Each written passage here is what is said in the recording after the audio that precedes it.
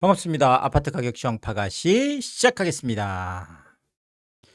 양도세 중과가 이제 D 야 양도세 82.5%라는 10억 벌면 8억 2,500, 8억을 세금으로 내야 되는, 자 이제 정말 부동산에 대한 기대 수익이 0으로 수렴하는 이 어마어마한 D-5를 앞두고 청와대에서 갑자기 속보가 나왔는데요.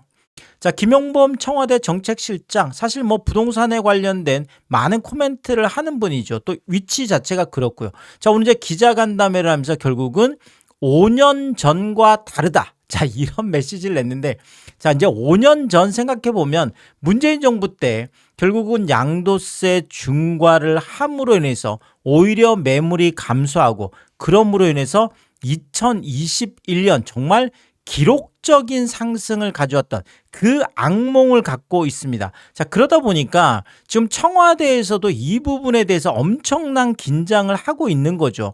자, 왜냐하면 뭐 사실 언론에서도 이재명 정부와 문재인 정부가 똑같다. 왜냐? 계속 규제 하다가 결국은 집값이 올라갈 거다. 이런 전망들을 계속 쏟아냈는데, 지금 양도세 중과 이게 결국은 4년 만에 다시 이제 시작을 하다 보니까, 자, 5년 전에 처음 시행했을 때 그때 있었던 그 일과 똑같을 거냐, 다를 거냐. 사실 똑같다는 것은 결국 집값이 상승한다는 얘기고, 다르다는 것은 아니야, 이번엔 집값이 하락할 거야. 이런 어떤 전망들에 관한 건데요. 조금 구체적으로 살펴드리면, 자, 2021년하고 그러면 왜 다르다, 이런 얘기를 굳이나 이 시점에서 했느냐. 사실 뭐 이 부분이 이제 기세 싸움이라고 하잖아요. 부동산은 심리 게임이고, 그러니까 한번 이 부분을 딱 잡고 가겠다, 이런 뭐 청와대의 의지로 일단 보여집니다. 그래서 대출 규제하고 이제 토지거래 허가제 강력한 정책을 시행 중이기 때문에 같은 패턴을 반복하지 않을 거다.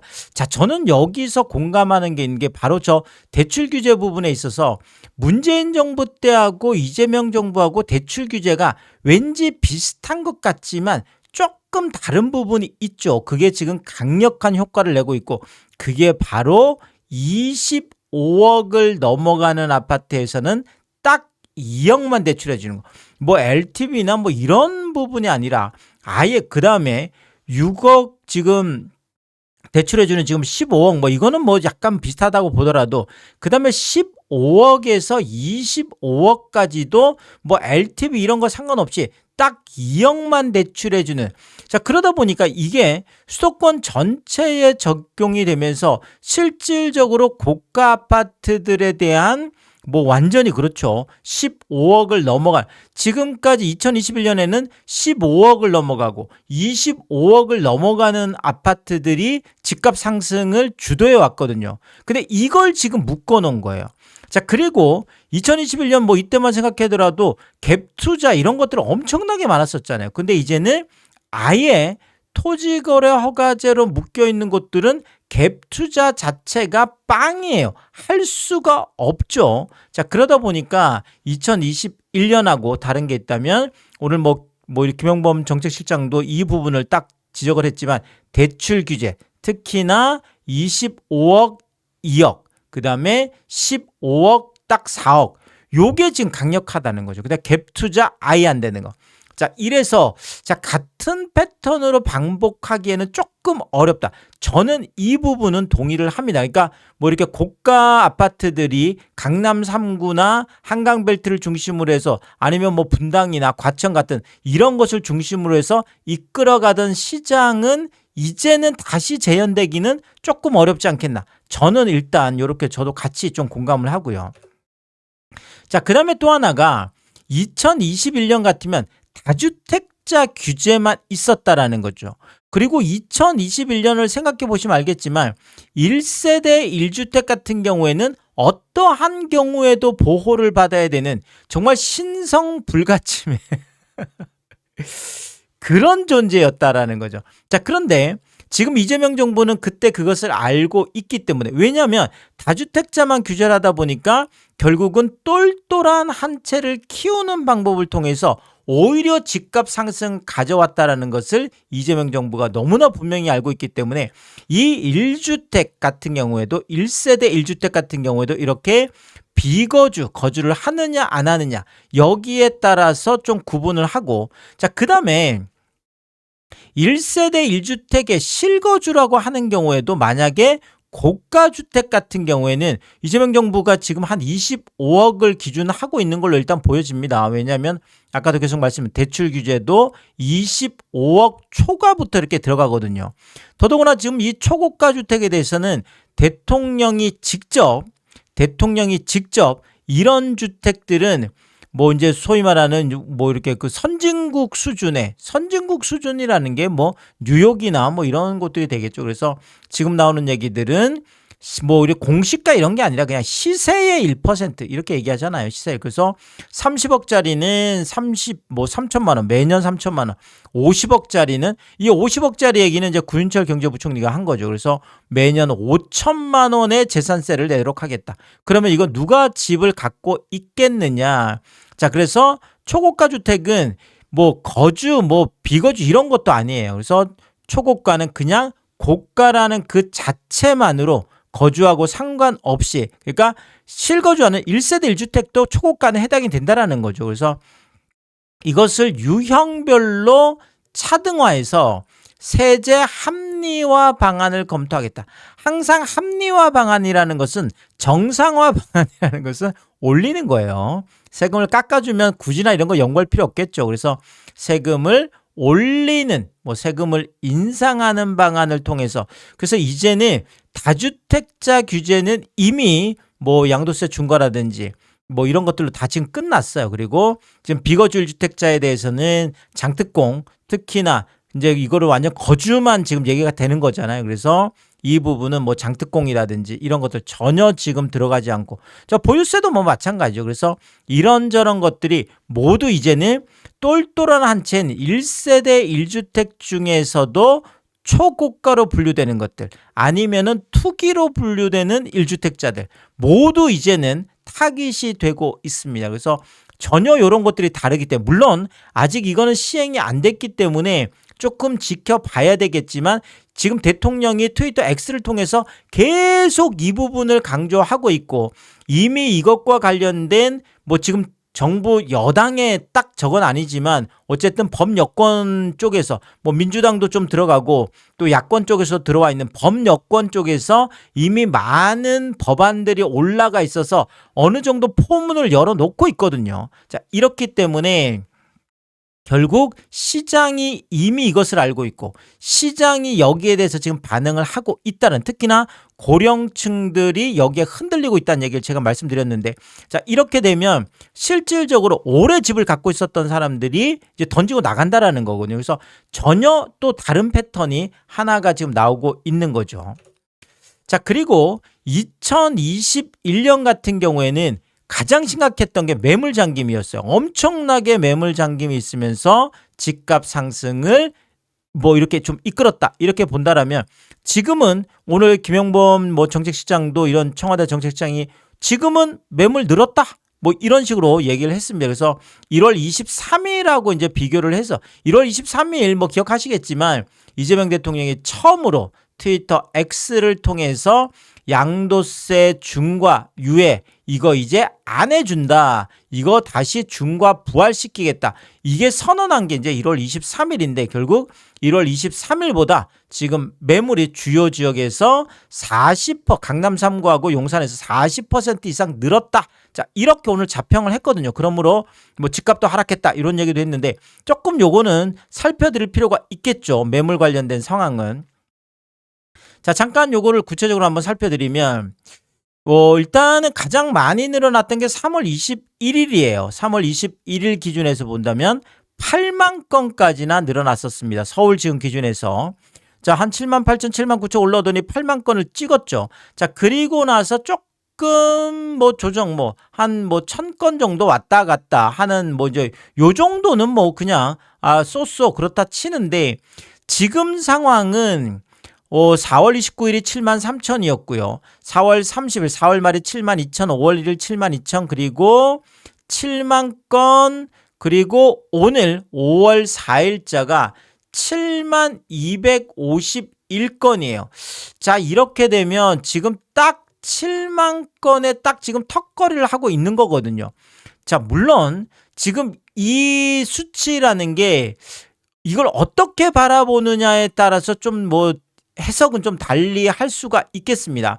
근데 저는 개인적으로 그래도 생각보다는 뭐 어쨌든 간에 이재명 대통령이 뭐 시작을 안 했다 그러면 결국 5만 건대에 머물러 있어야 되는 이것이 결국 지금 7만 건에 그래도 유지가 되거든요. 5월 9일 이제 며칠 안 남았잖아. 딱 5일밖에 안 남았는데 그래도 완전히 빠지는 것보다는 7만 건대에서 어느 정도 유지가 되고 있고 조금 떨어진다고 하더라도 한 6만 건대만 유지가 돼도 안 했던 것보다는 지금 매물이 늘어난 거니까요. 그래서 구체적으로 보면 1월 23일 날이 5만 6천 건이었습니다. 5만 6천 건이었는데 5월 4일 오늘 기준 했을 때 7만 건이거든요.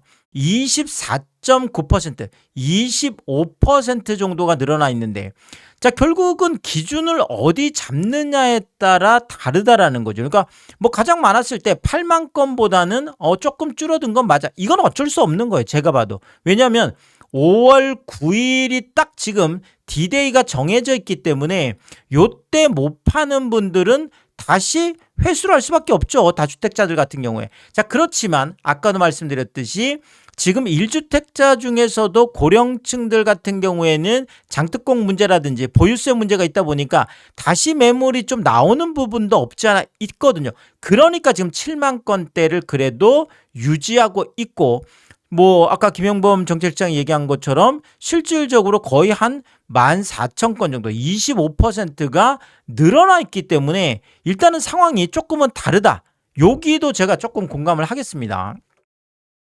자, 특히나 주요 지역들에서 사실 뭐 엄청나게 뭐 2021년에 가격 상승을 이끌었던 바로 강남 3구와 용산 그다음에 한강벨트 주요 지역들인데 여기에서 지금 여전히 매물이 많이 늘어나 있거든요. 그래서 제가 1월 23일하고 5월 4일 오늘 이제 뭐 이렇게 비교를 해서 말씀드리면 성동 같은 경우에는 무려 71%가 여전히 늘어나 있습니다. 강동도 57.7%나 늘어나 있고요.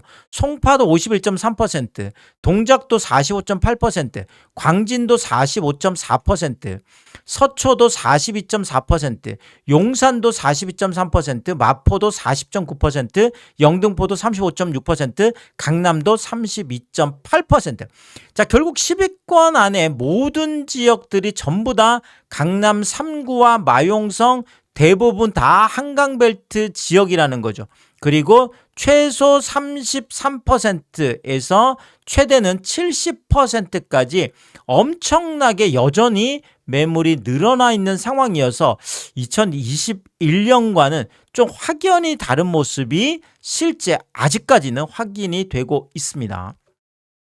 자, 그리고 또 하나가 2021년 이제 강남 3구하고 용산 가격적인 측면에서도 이쪽이 집값 상승을 이끌었는데 지금은 이례적으로 이 고가 아파트들 결국 강남 3구와 용산 또는 한강벨트 우리가 이제 뭐 마용성이나 아니면 뭐 강동이라든지 아까 보셨던 동작, 영등포 또 그다음에 뭐 목동 뭐 이런 지역들 결국 25억이 넘어가거나 15억이 넘어가는 고가 아파트들이 먼저 하락하는 자 15억 이하는 신경 안 쓰겠다 이렇게 오늘 얘기를 했습니다. 이 부분에 대해서는 뭐 이 부분은 실수요자들을 움직이는 시장이기 때문에 뭐 이제 그만큼 이제 지금까지는 이게 지금 상승을 이끌었으니까요. 그래서 이 부분들이 이례적으로 고가 아파트가 먼저 하락하는 강남 불패가 무너지는 이런 일들이 2021년하고 지금 상황하고 다르다. 이렇게 일단 뭐 판단을 하고 있습니다. 자, 그래서 제가 뭐 최근에 있었던 이 강남 3구와 용산 쪽의 하락 거래들 보면 좀 충격적이긴 하죠. 강남 개포동의 레미안 블레스테이지 다 이제 뭐 신축들인데 개포에 34평형 37억 4천까지 갔던 게 31억으로 6억 4천이나 하락을 했고요. 개포동의 DH 퍼스트 아이파크 개포주공 1단지 재건축한 이 6,700세대라는 이 대단한 이 신축 아파트 33평형이 39억 3,500까지 갔던 게 31억 2천으로 8억 1천만 원이나 폭락하는 충격적인 거래도 나와 있고요. 도곡동의 타워팰리스 1차 66평형 54억까지 갔던 게 44억으로 10억이 폭락하는 거래가 나와 있고요. 레미안대치 팰리스 37평형도 53억까지 갔던 게 42억 5천으로 10억 5천, 11억 가깝게 폭락했고요. 아이파크 삼성 63평 67억까지 갔던 게 54억으로 13억이 폭락했고요. 압구정 신현대 36평형 75억까지 갔던 게 61억으로 14억이 대폭락을 했습니다. 압구정 구현대 2차 53평형 98억까지 갔던 게 78억으로 20억이 폭락하는 어마어마한 대폭락들이 일어나고 있는 거죠. 서초구에 있는 서초 지금 삼풍 31평형 37억까지 갔던 게 31억 7천으로 5억 3천이 하락했고, 아크로 리버파크 24평형 47억까지 갔던 게 41억으로 6억이 폭락했고요. 반포 레미안 퍼스트 62평형 81억까지 갔던 게 73억 4천으로 7억 6천이 폭락했고요. 신반포 센트럴 자일 신축이죠. 40평 58억까지 갔던 게 50억 턱걸이 8억이 대폭락했습니다. 반포자이 70평 77억까지 갔던 게 65억까지 폭락하면서 무려 12억이 대폭락했고요. 반포 레미안 온벨리 34평형 72억 최고가 찍었던 대한민국 가장 국평 최고가 찍었던 이 아파트가 54억 5천으로 17억 5천 18억 가깝게 대폭락하는 정말 충격적인 하락 거래들이 정말 많이 나왔습니다. 그리고 송파의 헬리오시티 42평형도 35억 1천까지 갔던 게 29억까지 하락하면서 6억 2천 하락했고요. 헬리오시티 38평형 32억 5천까지 갔던 게 23억 5천까지 하락하면서 9억이 폭락하는 정말 충격적인 대폭락들이 나왔습니다. 잠실 엘스 33평형 37억까지 갔던 게 30억 3천으로 6억 7천 대폭락했고요. 엘스 45평형도 46억에서 38억으로 8억이 대폭락했습니다. 잠실 리센츠 33평형 36억에서 29억 4천으로 6억 6천 7억 가깝게 폭락했고요. 리센츠 48평형 47억까지 갔던 게 39억 8천으로 40억 아래로 내려가면서 7억 2천이 대폭락했습니다. 잠실 레미안 아이파크 신축이죠. 26평형 33억까지 갔던 게 26억 7천으로 6억 3천 대폭락을 했고, 올림픽 선수촌 송파의 대표적인 또 재건축 아파트인데 63평형 48억에서 40억 3천으로 딱 턱걸이하면서 7억 7천 8억 가까운 대폭락 거래가 나왔습니다. 그러니까 실제로 지금 현장에서 이런 폭락 거래들이 나왔다라는 것을 청와대가 오늘 공식적으로 이제 확인을 한 거죠. 확인을 하면서 강남 3구와 용산에서 매물도 늘어났지만 가격도 대폭락하는 이런 이례적인 일이 있었다. 이런 코멘트가 오늘 나온 거죠.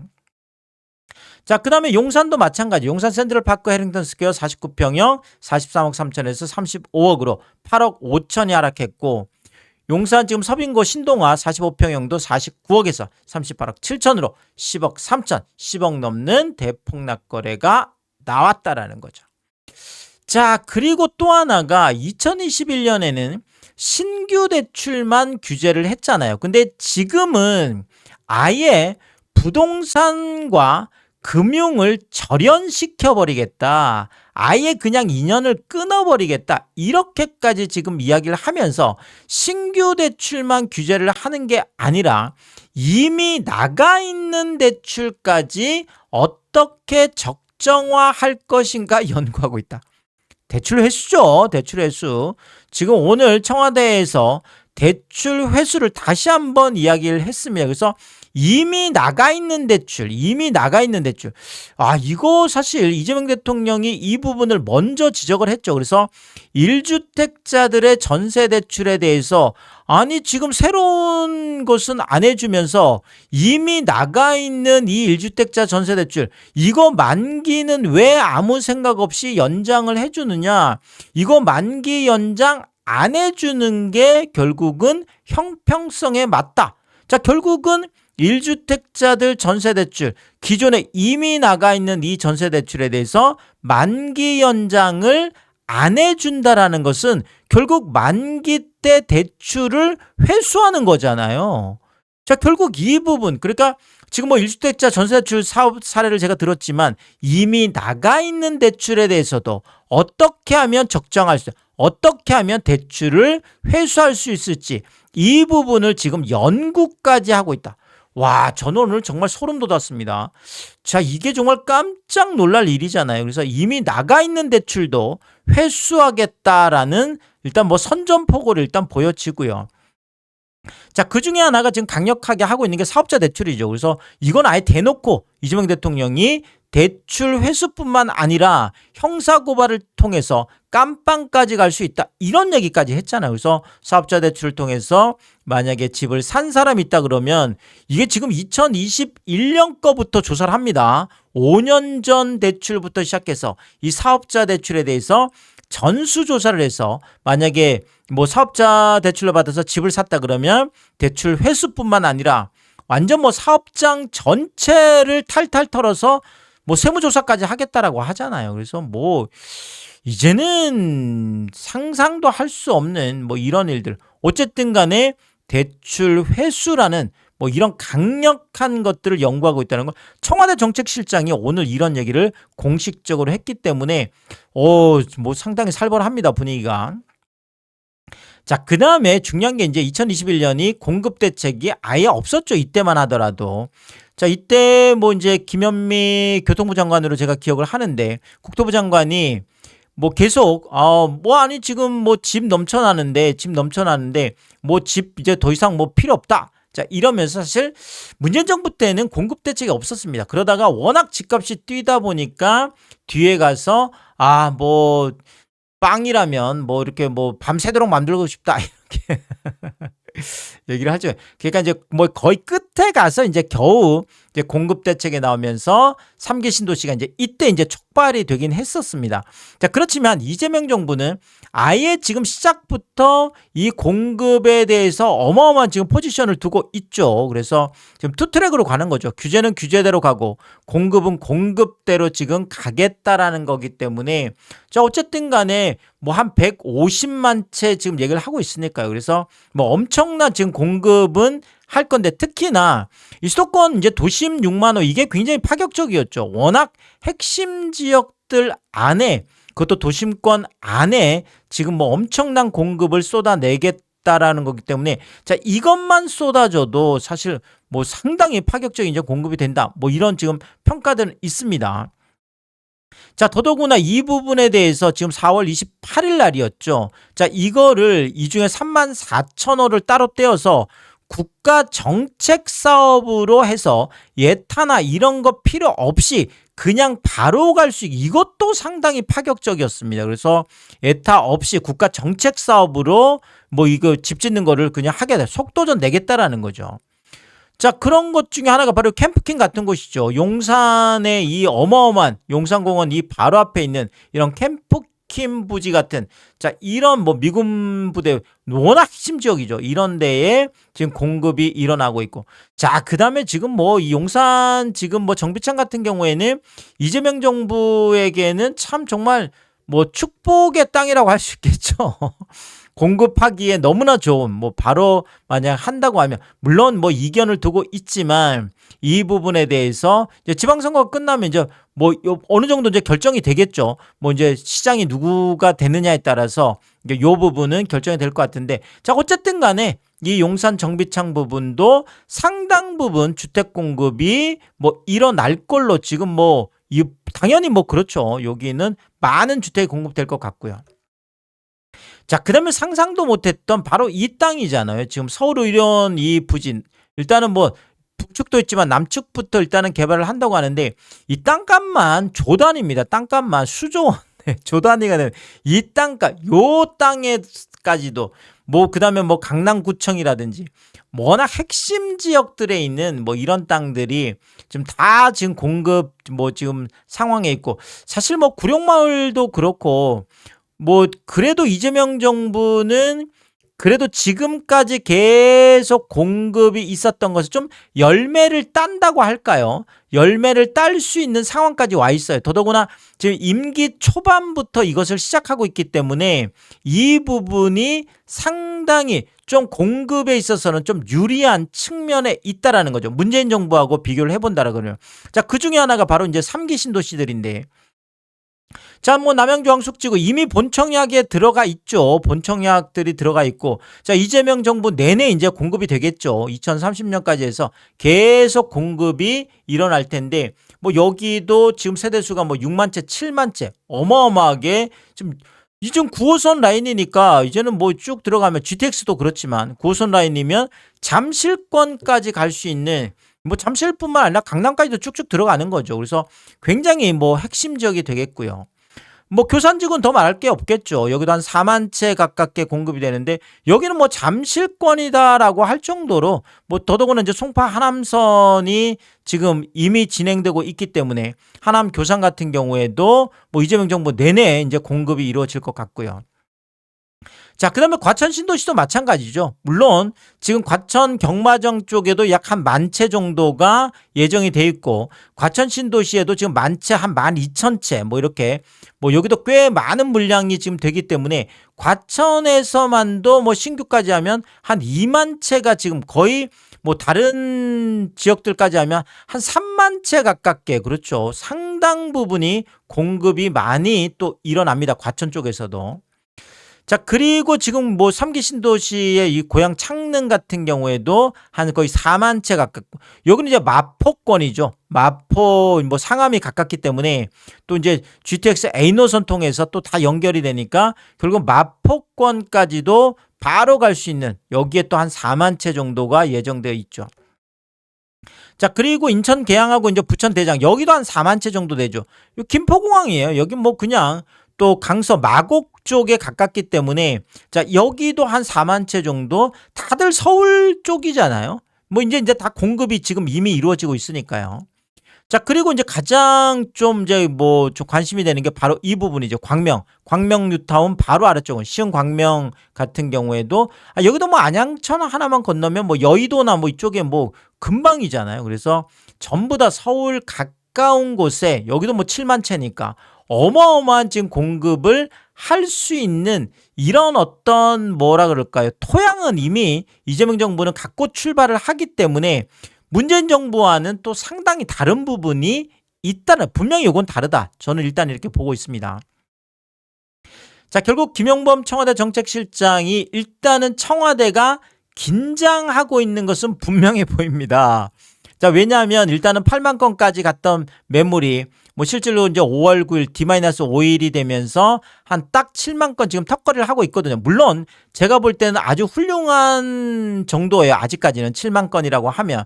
물론 이게 한 6만 건 뭐 한 중반까지만 유지를 해준다고 하더라도 상당한 지금 물량이라고 보고요. 왜냐하면 뭐 5만 건대에서 이 정도만 해도 꽤 그렇죠. 더더구나 이제 뭐 보유세나 이런 것들이 뭐 지방선거 끝나기 전까지만 버텨주면 된다고 일단 보거든요. 지방선거 끝나고 나면 세제 개편이 일어나면 또 다른 매물들이 쏟아질 거기 때문에 그때까지만 아마 버티면 되지 않겠나, 아마 이런 생각을 갖고 있는 것 같아요. 뭐 저도 뭐 마찬가지 생각이고요. 자, 그래서 결국은 5년 전하고 다르다.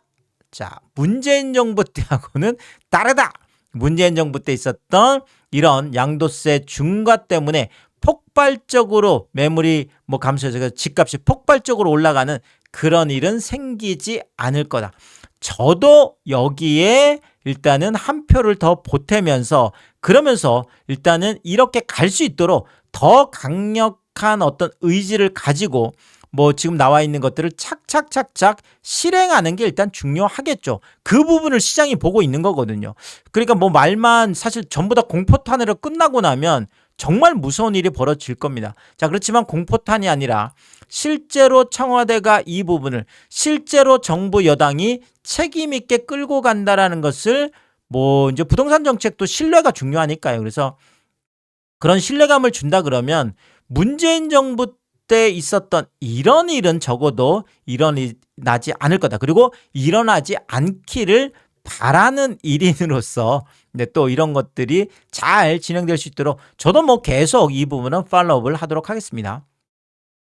오늘도 유튜브 쇼핑까지 시청해주신 여러분들이 저의 찐 시청자분들이다. 찐 구독자분들이다. 항상 크게 감사의 말씀을 드리겠습니다. 여러분들 쿠팡에서 구매를 하실 일이 있을 때 아래쪽 하단에 띄워드리고 있는 삼양라면 링크를 통해서 구매를 해주시면 제가 영상을 만드는데 큰 도움이 되고 있다 이렇게 말씀을 드리겠고, 정말 짧지 않은 영상을 늘 끝까지 이렇게 유튜브 쇼핑까지 와주신 게 그런 거죠. 저는 삼양라면이 좋아서 삼양라면이 맛있어서 삼양라면만 올려드리고 있는데, 삼양라면만 구매를 해주셔도 감사합니다. 근데 많은 분들이 이 삼양라면 링크를 통해서 뭐 작은 것 하나 구매하실 때도 일부러 요 삼양라면 링크를 통해서 구매를 해주시고, 또 가끔 고가 제품들도 일부러 이 삼양라면 링크를 통해서 구매를 해주셔서 뭐 아주 뭐 작은 것 하나든지 또 가끔 고가 제품이든지 뭐 이런 것들 사실 구매해 주시는 거 볼 때마다 제가 깜짝 놀라면서, 와, 이런 것까지 구매를 해주시는구나. 정말 너무나도 감사하다. 몸둘 바를 모르게 늘 크게 감사의 말씀을 다시 한번 드리겠습니다.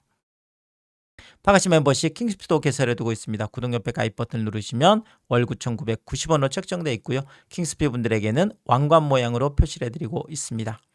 오늘도 킹스피 여러분을 소개해드리겠습니다. 김화정님, 윤복자님, 피피치를 사모님, 유웅준님, 미셸님, 전영돈님, 항상 감사의 말씀을 드리면서 또 많은 분들이 킹스피를 통해서 응원해 주시면 고맙겠습니다. 오늘의 이야기가 도움이 되었다면 구독과 좋아요 부탁드리겠습니다. 고맙습니다.